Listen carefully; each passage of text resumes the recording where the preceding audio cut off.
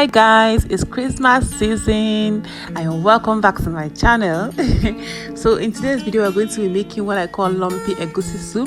I like to chew some bits of egusi in my soup, so I'm bringing this recipe to you. For those that love it as well, you will definitely enjoy this recipe. Okay, so let's get ingredients we're going to be using. It's just typically or basically the same ingredients I used to make egusi soup, nothing different, just that I'm going to be molding my egusi as you can see in this video. Okay, so guys, to get to the ingredient list, you will need all the ingredients you're seeing on your screen right now to make this egusi soup. Firstly, you're going to be needing your protein. Here I'm using goat meat, and more a protein. That's what I'm using for this recipe. You're going to be using, I'm using banla fish in this. You can use any type of dry fish of choice, but for this recipe I'm using banla. I love banla in my egusi soup. I'm going to be also using some stockfish. I'm using the head. You can use the flesh, you can use the other parts of stockfish, but I'm using the head of the stockfish for this. You're also going to be needing your egusi. I'm using 2 cups of egusi for this recipe. You'll be needing yellow pepper, some onions, some shombo, also known as I'll put the name, I can't remember it right now. You're going to be needing some iru, you're going to be needing some crayfish, you're going to be needing some stock cubes. You're also going to be needing some red oil. I'm using about 1.5 cup of red oil for this recipe. You're going to be needing your vegetable as well. In this recipe we are using ugu. You're going to be needing some salt. Okay, so firstly we're going to boil our protein. We're going to cook our protein until it's done. We're going to cook this protein with 2 stock cubes and some onions, and a little bit of salt only. We're just going to season with some salt, some onions, and 2 stock cubes. Just season that, stir it. No water, I'm not adding water yet. I'm just going to stir it and let it steam or cook for about 10 minutes on low heat before we can add water. So at this point you can see that the meat brought secreted or release its own fluid or water. So but it's properly steamed for about 10 minutes now. So I'm going to be adding 2 cups of water to it, cover it, and let that cook until the meat is done. Okay, so while that is cooking, I'm going to mix in my egusi. I'm going to divide my egusi in 2 portions. One portion I'm going to be using to make the lumps, and the other portion I'm going to just fry directly, because I'm using the frying method as well in this recipe, for this recipe.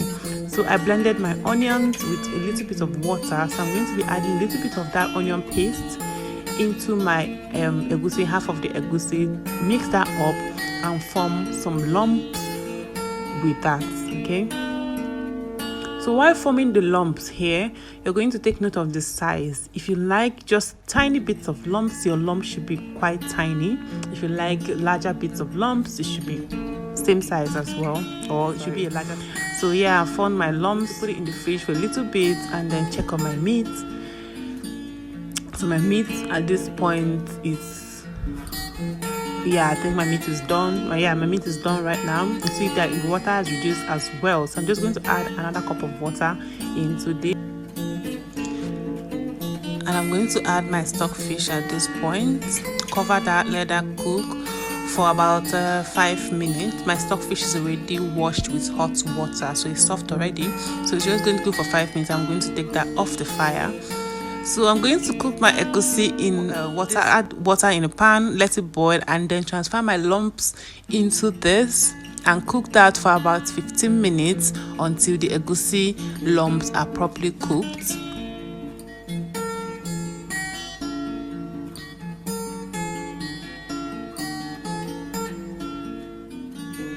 So while we wait for that to cook, we're going to mix in the rest of the egusi with the remaining onion paste.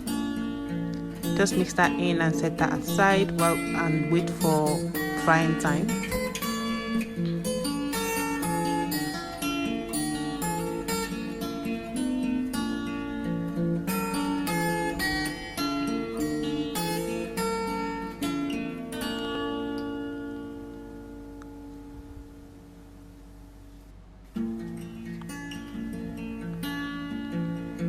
So at this point, I'm just going to check if the egusi is well cooked by using a knife to run through one lump, and yeah, obviously it's well cooked. So I'm going to turn off the lights now and take that out of fire, if that makes sense, please.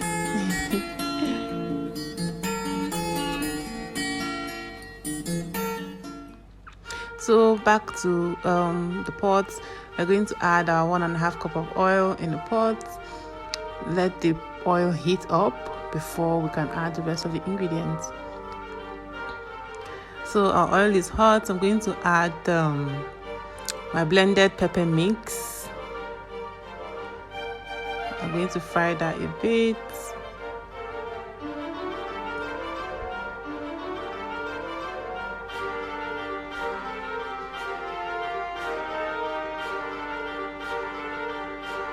So at this point, I'm adding my crayfish. I'm not adding the entire crayfish. I'll just add half of it. That's like a tablespoon of crayfish into this to release the flavor and fry that. I'm also going to be adding the iru at this point because the flavors need to come out right now, like at this point.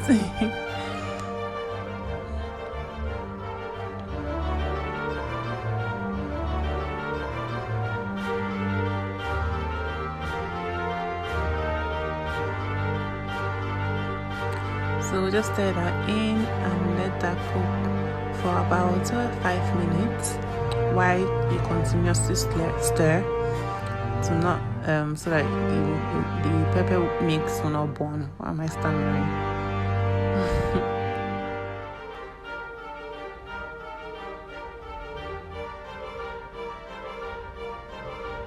So at this point, we'll be adding our mixed egusi, that's the rest of the egusi, into the pot, and we're going to fry that until it's cooked as well.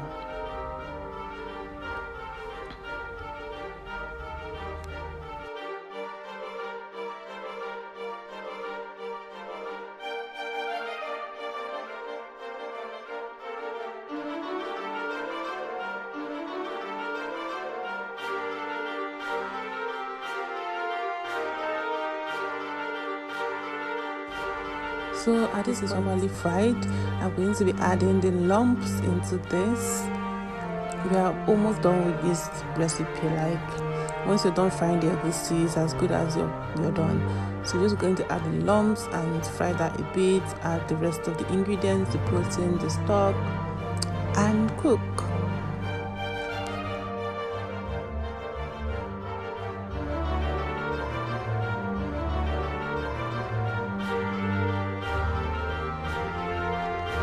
Okay, so we're adding the rest of the crayfish, another tablespoon of crayfish, stirring that in, and I'm going to be adding my bala fish washed properly. I'll be adding some stock cubes, my Ponmo and the meat with the stock in this.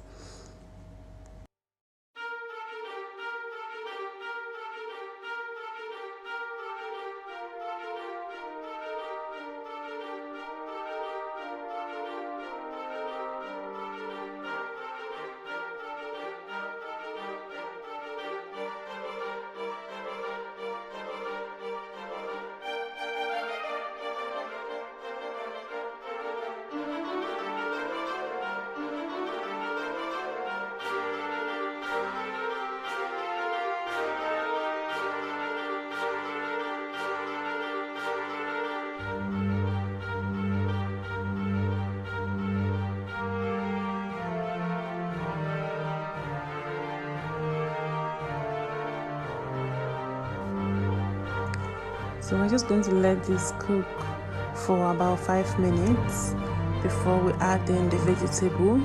At this point, you should taste your soup to balance out the seasoning. But yeah, once that is done and the soup is cooking, at this point you're going to add the vegetables, and our soup is literally done. Because once you add the vegetable, you just turn off the lights because you don't want your vegetable to be overcooked. Okay, Just turn off the lights, stir in, and your soup is ready to be served.